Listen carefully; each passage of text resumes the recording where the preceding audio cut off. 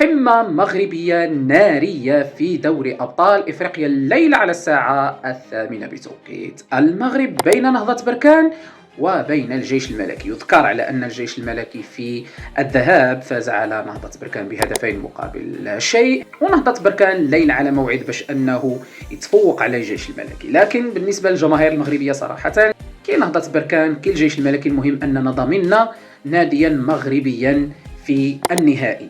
تنتظروا مباراة ميلودي سان داونز ضد الترجي التونسي وغنشوفوا الطرف الأول في النهائي، وبالنسبة لنا إن شاء الله الكأس ستكون مغربية. وأيضا بالتوفيق لنادي أولمبيك أسفي اللي نتمنوا أيضا حتى هو يتأهل في كأس الكونفدرالية ليواجه الزمالك في النهائي. بالتوفيق للأندية المغربية، وإن شاء الله بحول الله سواء نهضة بركان أو الجيش الملكي نحن مع النادي المغربي الذي سيصل إلى النهائي. بالتوفيق لهما إن شاء الله الليلة، وموعدنا في النهائي. كان معكم سفيان بوعنان من الميدان.